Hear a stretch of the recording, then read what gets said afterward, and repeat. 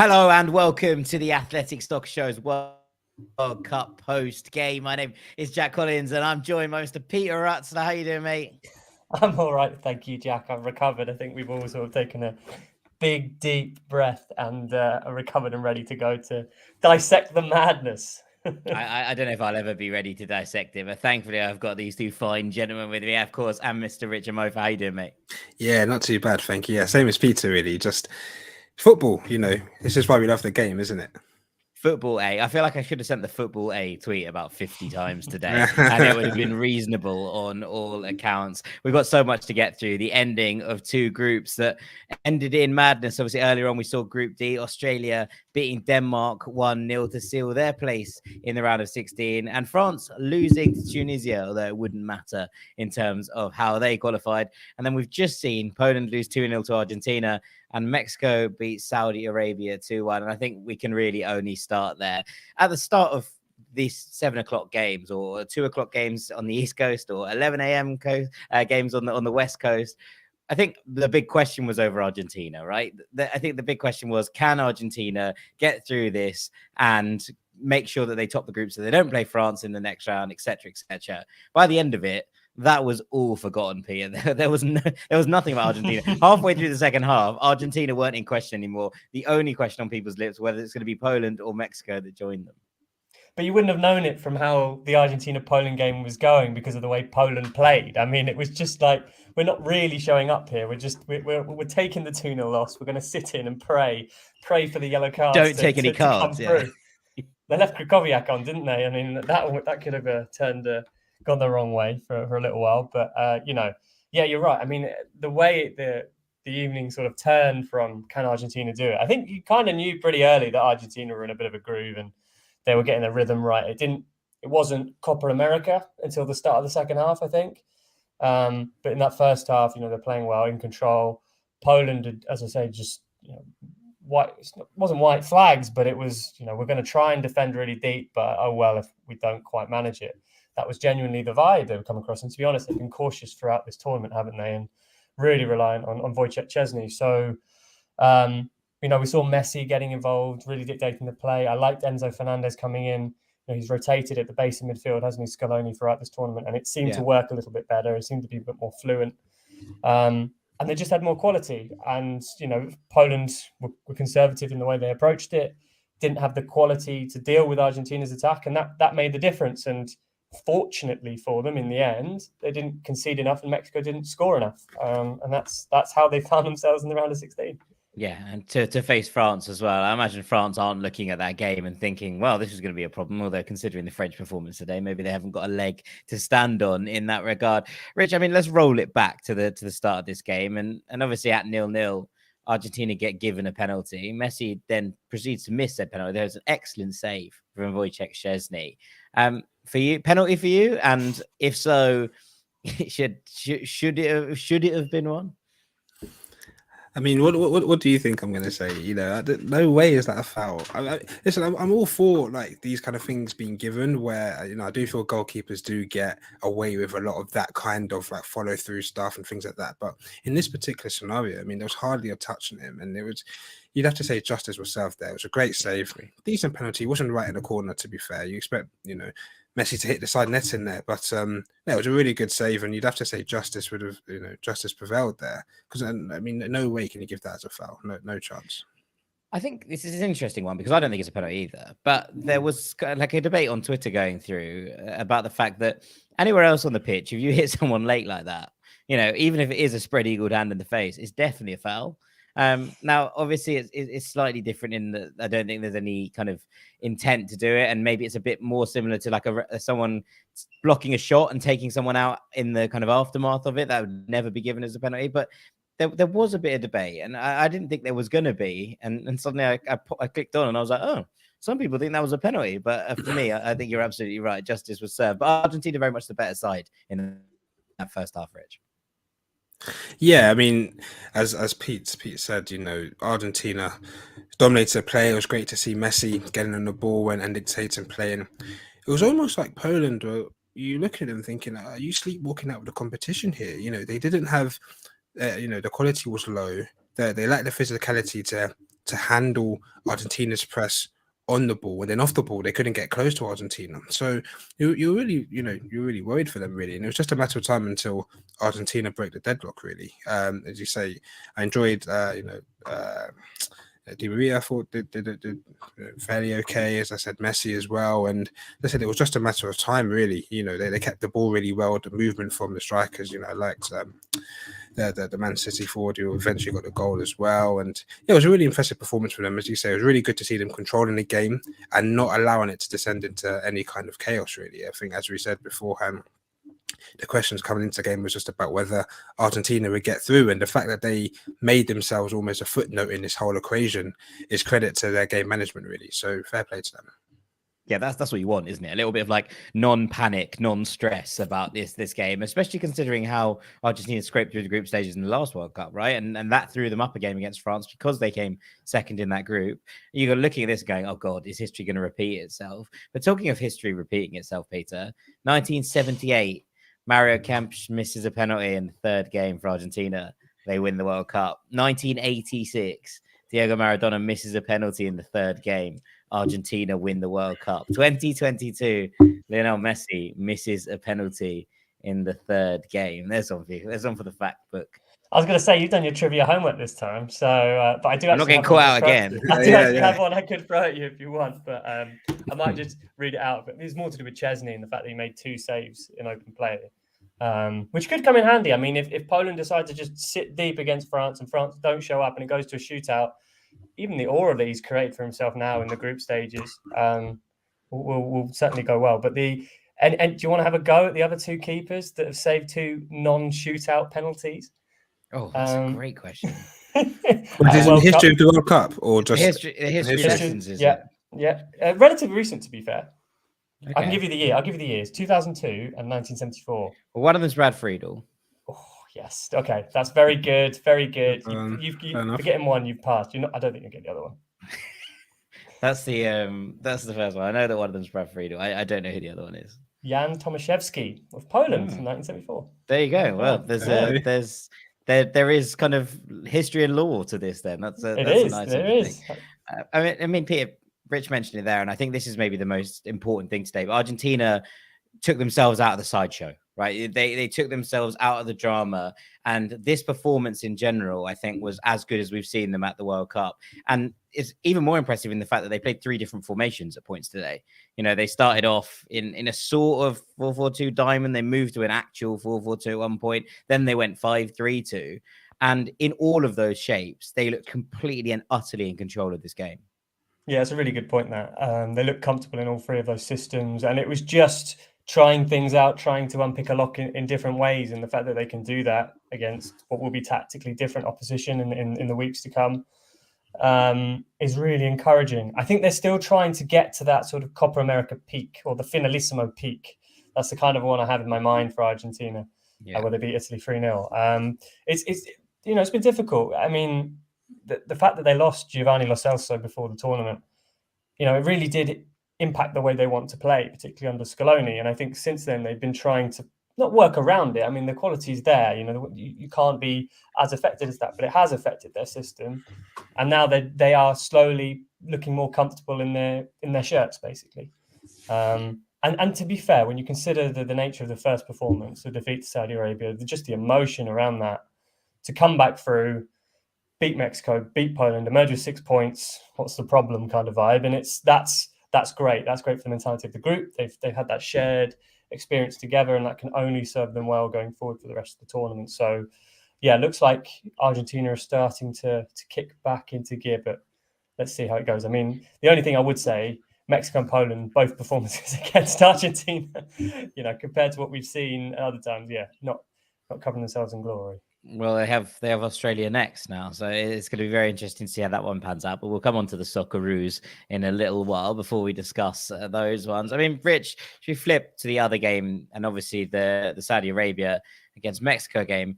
this was madness, and it kind of started out as madness as well. Like obviously it was 0-0 at halftime, and people would look at that and go, "Oh, maybe it didn't spring into life into the second half." But that wasn't really the case. It was a game that started really fast. The Saudis started really well actually, and then sort of withdrew further and further into their shell as the game went along. Mexico, by about the 30-minute mark, had all of this in their control, and they were hammering at the door. But it did feel a bit like, okay, we've seen this Mexico side attack for a couple of games and they really can't do much in the attacking third. It got to half time. We're like, oh, we've seen the same thing all over again from Mexico. But two really, really well worked goals. I mean, the first is a lovely set piece, and the second is an absolute rocket of a free kick from Chavez. I'm going to put one out there and say goal of the tournament for me so far. Now, I know a lot of people will look back and say Richarlison's, but I think this is just absolutely perfect. From the moment it leaves his foot, you're like, bullet, it's in. You know what? Yeah, I mean, a free kick that smashes into the top corner, you're always going to think, wow, especially from a lefty as well. I don't know what it is, but the way lefty strike something special, isn't it? It looks so clean, so sweet, and the way he just, as you say, as soon as it came off his foot, you knew it was arrowing into the top corner. But I mean, yeah, as you say, you know, to the initial point, the game was wild, and you say when you know Saudi Arabia started fast, and you saw shades of the Argentina game there, and it was really great to see you know really pressing with intensity, you know getting the ball forward, you know to their danger men. But as you rightly say, you know they kind of dropped off. It's almost like they lost that level of intensity, and Hervenard was furious because they had control of the game. Then all of a sudden, Mexico were able to just turn the screw, and it's almost as if he just couldn't really work out why that happened. As you say, you know, from dominating the game and doing all the things which you know Saudi Arabia can do on the ball, to then retreating and almost you know sitting back. You're almost thinking, why are you doing it? Your best form of defense is attack, and you know this is what has brought you joy so far in this tournament. And I just feel the longer the game went on, the more Mexico started to assert themselves on the play. It was a matter of time until they were going to score. But as I said recently, just tweeted it out. You know, Saudi Arabia had the first and last laughs in this group by ultimately knocking Mexico out at the death. So, I mean, they brought fantastic entertainment to this tournament, and I think moving forward as well, it's good that they've done well on the big stage. You know, I think you know very young population, and I think 2/3 under 35. So when you're seeing them kind of beating the likes of Argentina and you know doing well against Mexico and you know putting up a good account for themselves, when you talk about legacy and you know getting their young players involved, I think it's only good for their football moving forward. Yeah, I completely agree. And actually, one of the things about losing both Saudi Arabia and Mexico from this group is we'll lose both their fans who have been exceptional, you know, throughout this tournament, and two of the more vocal fan bases that we've seen. So there's that. I mean, there was pretty vocal fan bases across this group, to be perfectly honest with you, but those two in particular, I think we will really miss.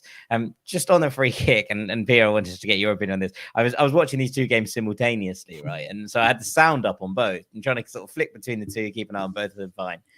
But in the Argentina game, the bloke went, "It's Messi," just as the free kick was taken. And it really did make me laugh because I was like, that's a free kick that Lionel Messi would be very, very proud of. And you wouldn't be surprised at all if you look, and obviously flicking between the screens, I was like, oh, has Messi just scored from 35 yards? I was like, oh no, it's Chavez in the Mexico game. That's really strange. But it was one of those moments.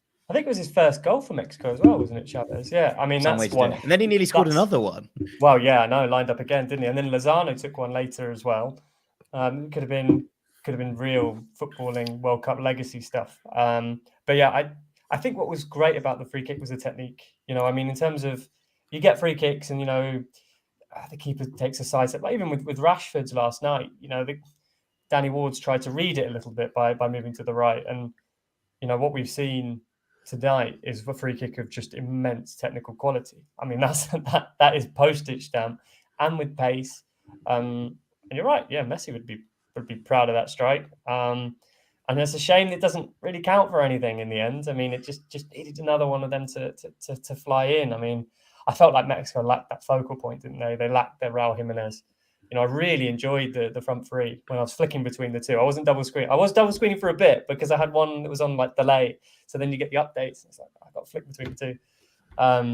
But I just felt like they were lacking that focal point, someone to take those chances. Really enjoyed Pineda. Thought he was excellent. Lozano, as he has been actually consistently in this tournament. Dega did well as well. They got their fullbacks high. Crosses into the box were great.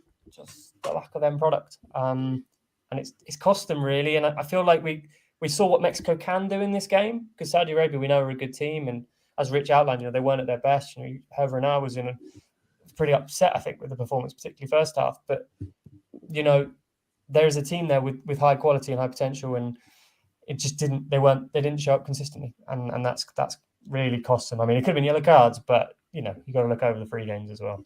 Yeah. I mean, I don't think over the course of those 3 games, anyone was going to argue that Mexico were good value to go through. They were brilliant tonight, and they were great fun. And then everyone assumes, obviously, you have that recency bias, and you're like, oh, I hope Mexico get through. They're great, and especially because Poland were kind of dire.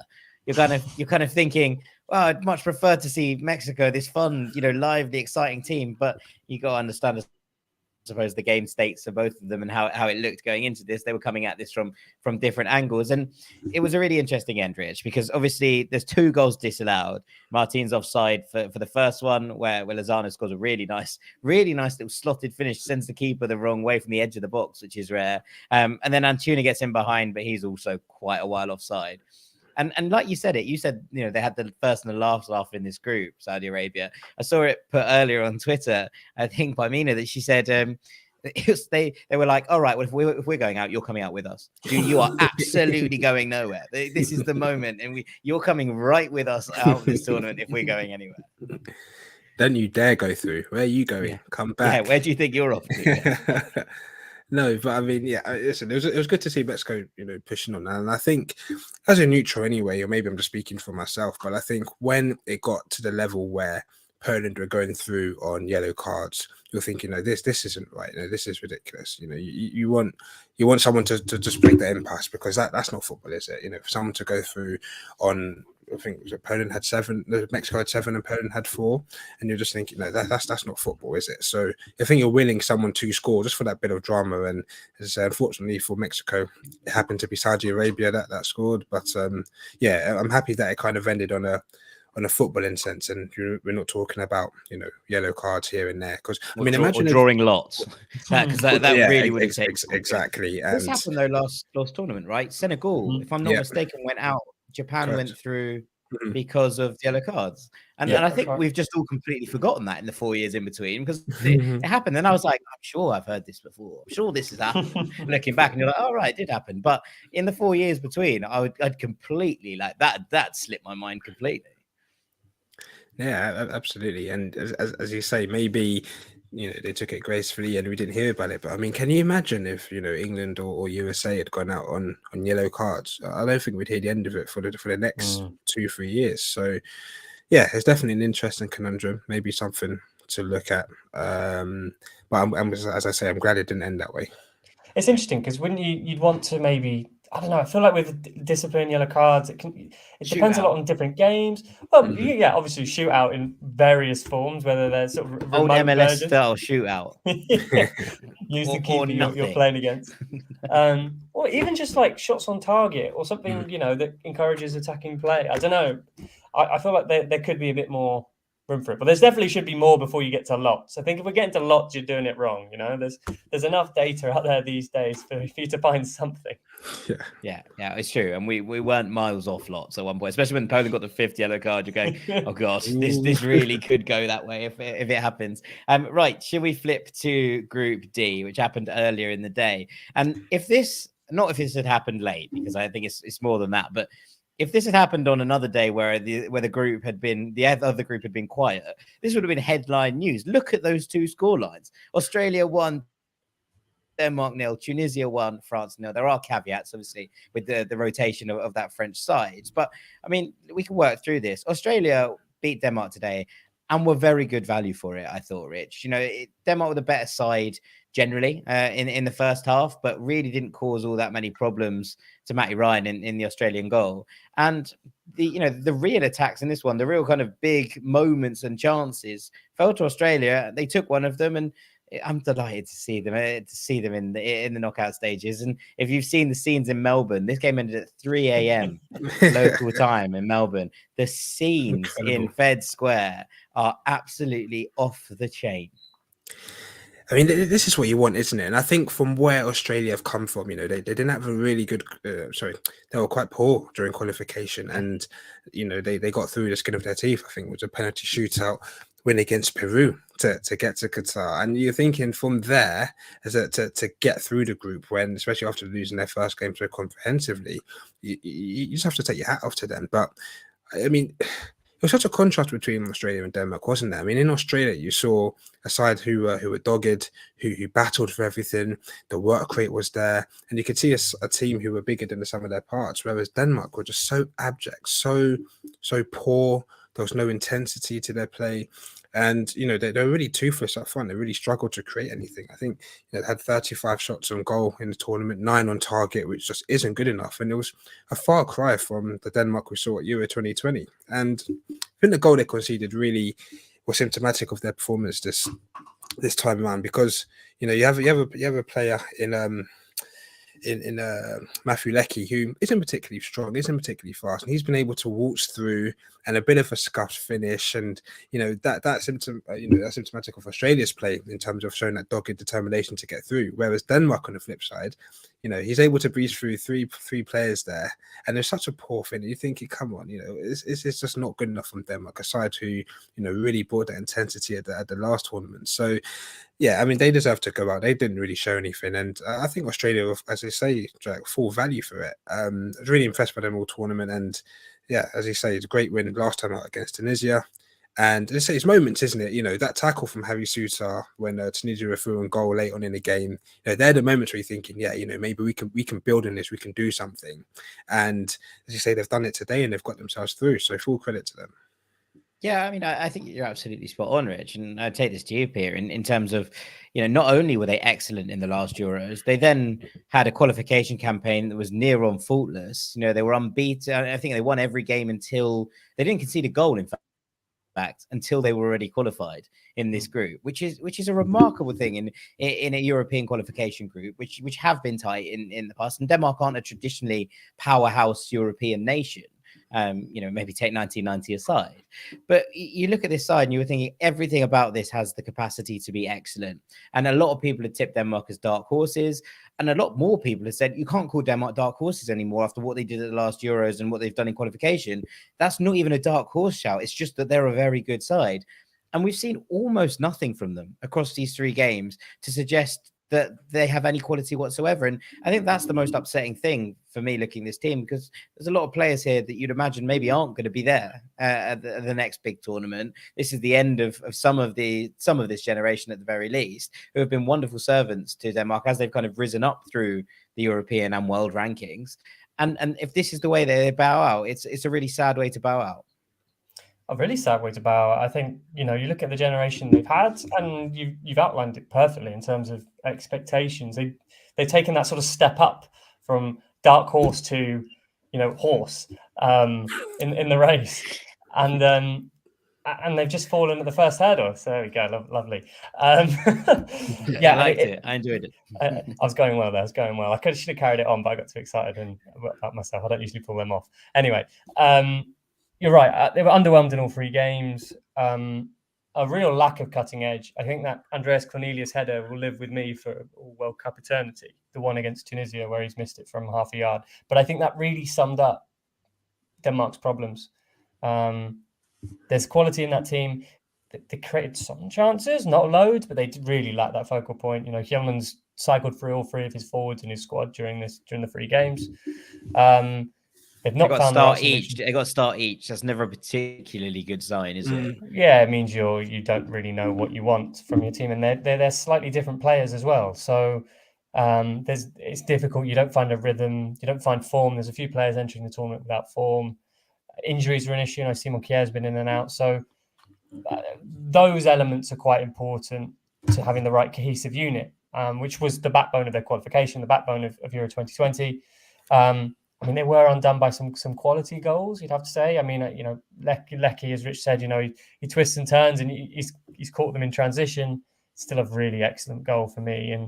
And then you're looking in the France game, you're dealing with Mbappe, you know, playing fantastic movement, and you can excuse it a little bit. But they just never had that spark. They never had that moment that they just brought them to life in the same way, say, for Argentina, it was Messi's goal against Mexico. You need something to kickstart your tournament, and when that doesn't happen, the negativity builds, the questions build, other things get in the way. The conversation isn't about your performances and how well you're playing, and that affects everyone. And it's massively disappointing the way they've taken on this group.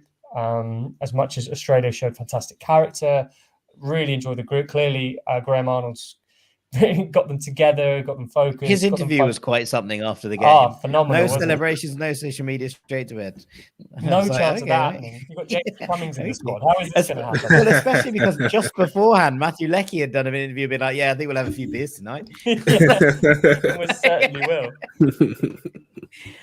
So yeah, no, I agree. That's it, isn't it? And I mean, that's quite a sharp contrast between the two countries, really, in terms of just the personality of their squads and what they're able to project. And Denmark lack that, and they've, there'll be some serious questions asked because the quality in that team, and we know the quality that Denmark have, for them to underperform in the way to be in this game, the way they chased the game at 1-0 down, it really fell flat. There was nothing. It didn't feel like they were ever going to score once Australia scored. There was no point in this game where I was like, "Oh, they'll get an equaliser here." In a way, it was kind of like they weren't bothered about the fact that they were getting a flight home tomorrow, and that's really quite damning. And that speaks to the motivation and the group, and it's disappointing because, it's Denmark are, as you say, they won in 1990. They have a fantastic team in that era. They've got another fantastic, but they're a small country. You take these moments. We've talked about Belgium on a previous podcast. Well, I was going to say they're the team that reminds me of Belgium most in this tournament, right? The two sides are actually relatively comparable in the way that their body language has happened when they've gone 1-0 down. It's a bit like, well, this was never going to be our year anyway. Like, but hang on, this was going to be your year, Denmark. This felt like it should have been your year, and yet we haven't seen it. I say too many Brentford players, but maybe that's just me. Don't tell Jay. Yeah, don't tell Jay Harris. Right, let's move on to the other game, Rich, because Tunisia, we got it here. They've beaten the world champions and not gone through. Like, there was no situation where they would looked at and gone, if we win today, we won't go through. Nothing would have been like, okay, no, it's fine. There's no situation where they would have thought that would have happened. And yet here we are. France heavily rotated. I mean, Camavinga played left back. There were 5 centre midfielders on the pitch for a lot of this game. It did feel a bit weird. Guendouzi played on the left wing for a long time. I don't want to take anything away from Tunisia because they were really, really impressive. And I think we should talk about them first. And then we'll come on to the French rotations and what kind of Deschamps was trying to do. But generally, I thought Tunisia, across the course of this, Denmark have come bottom of this group, and rightly so, when you look at how the performances have panned out, because Tunisia have been impressive. And it was another really, really good performance from Laiduni in the centre of the park here. Plays his club football in Hungary. And I think there's going to be a lot of eyes on him because he's had 3 fantastic games. And they were well worth their lead and well worth the win. 100%. I think you've nailed it there. I think Tunisia were so enthusiastic in their intensity and their press, the way he's almost, they played the game with their lives, really. They were really, really impressive, out wide. And as you mentioned, the central midfielder there as well was really good. And Khazri as well, former Sunderland player, channeling that winner against Chelsea all those years ago. But no, they were absolutely phenomenal. And as you say, you come into the World Cup and say, we're going to beat France and still not qualify. You're thinking that's not going to happen. But no, they were excellent today, and I think it got really. It shines a light on the whole tournament, really, because when you look at all the supposed shocks in this tournament, I don't think you can really turn around and say that the team who have caused a shock haven't been full value for that victory. And I think it goes to show that if certain teams aren't on their A game, all teams now, they're adept tactically, they're adept technically, and they have the physicality to roll you over. So if you're not ready, if you're underprepared, these teams are going to come at you. And we saw that with the goal, for Fania, rightly or wrongly, whether he was fouled or not, he stops in the middle of the park, and you just can't get away with that now. Maybe 10, 15 years ago, that kind of lethargic play, you can get away with it with your quality, but not now. And within 10, 15 seconds, the ball was in the back of his net. So I think it's a real lesson moving forward, for all teams, really. I think I said in the preview show that most of the groups are relatively equal now. And there's maybe 1 or 2 who were stand out in each group, but wasn't many. And we saw that again today. And as I say, Tunisia were fantastic. Of course, France rotated, but again, Tunisia were full value for their victory and very unlucky not to go through. Yeah, I mean, I was really, really glad in terms of the goal that Griezmann scored late on. I'm still not quite sure what it was ruled out for, but I thought just generally on the basis of the entire game that Tunisia deserved to win the game. So I was relatively okay. It's a bit like when Messi missed the penalty. I was like, I'm all right with this because Fair it probably enough. shouldn't have been a penalty. You know. It was like, well, it felt like that with that game. I was like, well, Tunisia probably deserved to win this. So I'm okay with that goal being ruled out, even if I can't work out quite what the VAR has seen that I haven't. Peter, let's talk about those France changes though, because obviously nine changes to this team. Only Varane and Tchouaméni survived from the last game. It did feel like there was pretty much no jeopardy whatsoever. France had obviously already qualified, but the scenario in which they would have been usurped as top of the group was so implausible that it felt like this really was a free hit for them. But I think it is a nice reminder that if you don't take games seriously, then you can be punished. And also maybe just a start kind of thing of you make too many changes and teams look disjointed. I tweeted that they looked discombobulated at halftime, which took some plaudits. But it did really feel like they were all over the place. There were moments where they were kicking the ball into each other. At one point, there was 5 men in the centre circle when Camavinga drove from left back into his usual spot and was like, oh, there's 4 other players playing here. This is why I'm not playing here today. And it just kind of all felt all over the place from France. And maybe a reminder that the squad depth is not all quite as good as maybe it looks on paper. Yeah, no, I think you're right. I think Rich summed it up quite well there in terms of you can't just expect to turn up and to win, and especially at this level, especially nowadays with the quality of different international teams. And that's really encouraging. That's why we've got the tournament we have and why so many groups are still in play at this stage. For me, I mean, this is the thing. Right? Here's the dilemma. France have earned the right to be in this situation.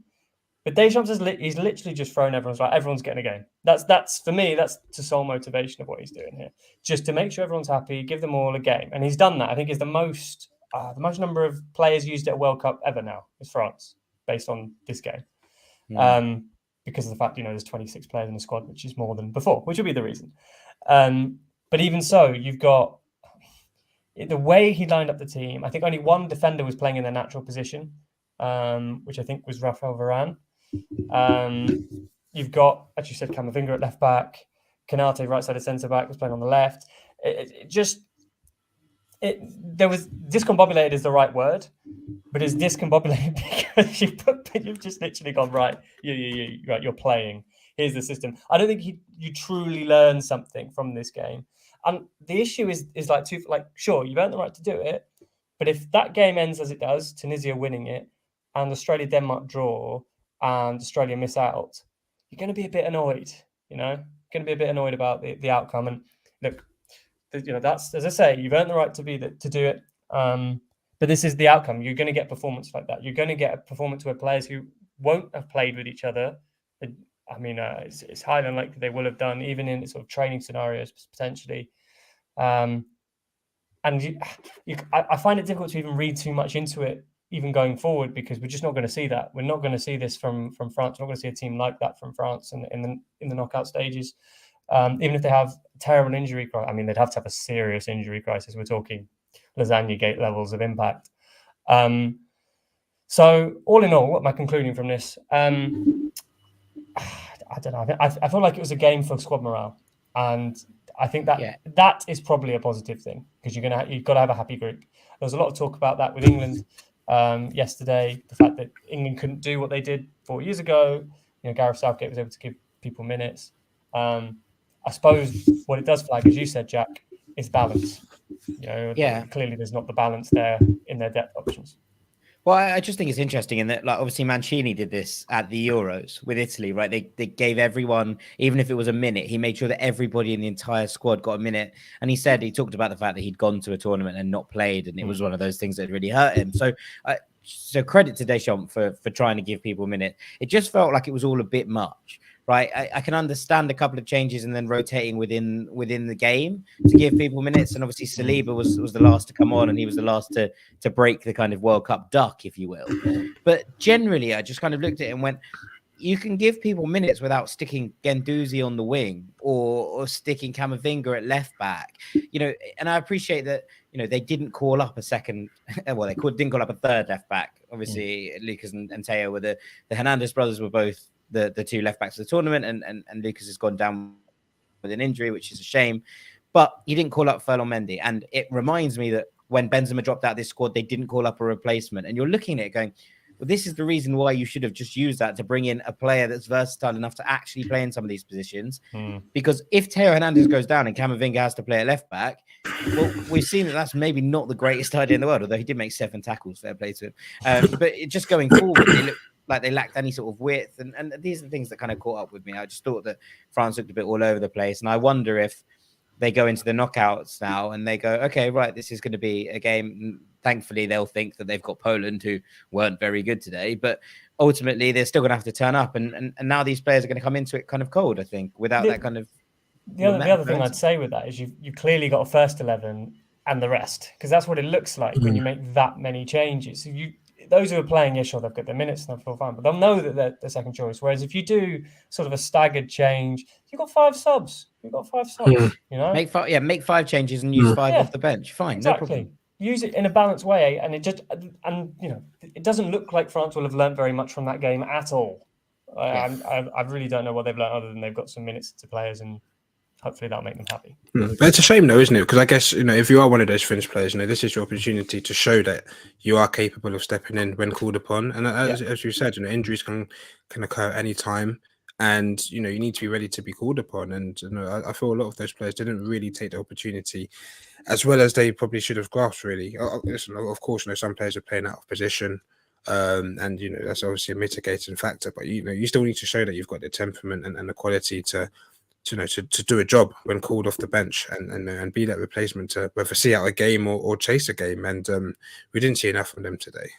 Yeah, I agree. Completely agree with all of that, Rich. I don't think any of those players have done themselves any favors when he's looking to the bench to make a difference later on in the tournament. And they're going, "Oh, pick me," and it's like, "No, I've already picked you. You were rubbish." So we've got that to contend with as well.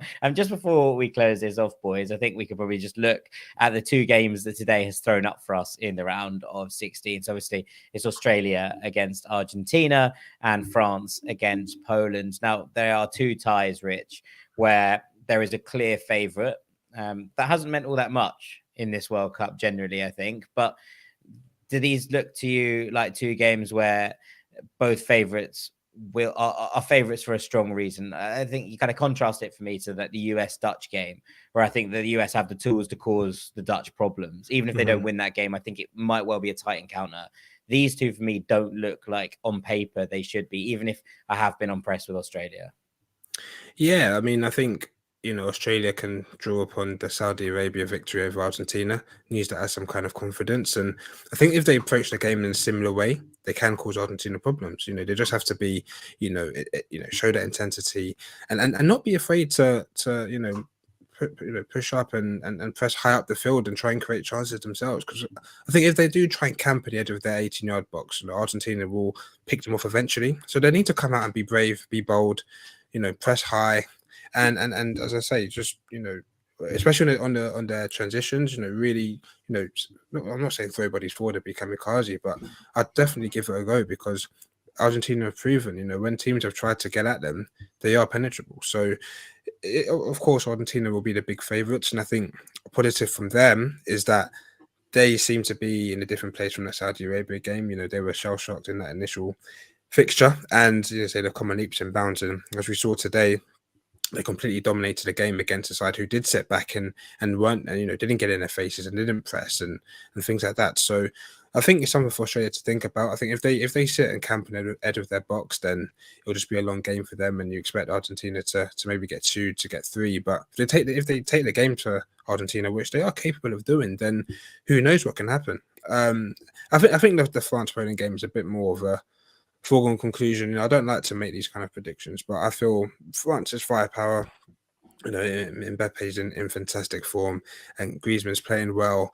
And I just think they have the players to turn it on when, whether, they can score from all areas of the pitch, whether it's, crosses into Giroud, who is on the brink of breaking the French goal scoring record. And it'll be a great time to get it.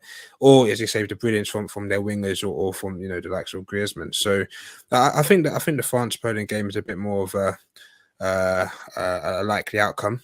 But Argentina should progress against Australia, but it's not all cut and fast. As I say, if Australia bring the intensity, make it difficult for Argentina, then we could see a game there. But I think it'll be long odds to see. It's a tough ask, other than those two. Exactly.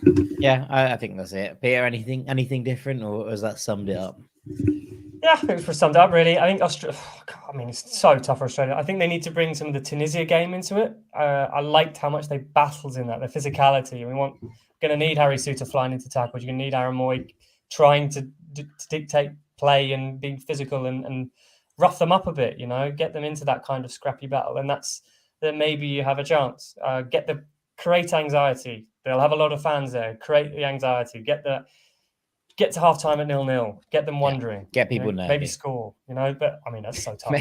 Maybe score. I mean that helps. Maybe if you that as well. Maybe, I think both may rely on the keeper. I mean, if Poland can get France to the shootout, then as we said, Chesney, I'll back him.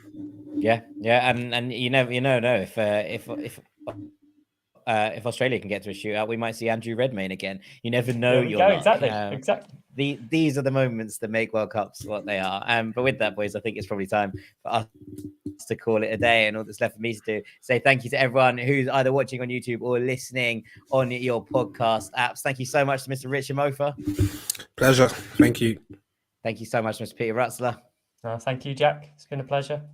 It's been real fun chatting through this with you boys. What a day for us to have discussed. I've been Jack Collins. This has been your Athletic Soccer Show World Cup post game. We'll see you tomorrow again.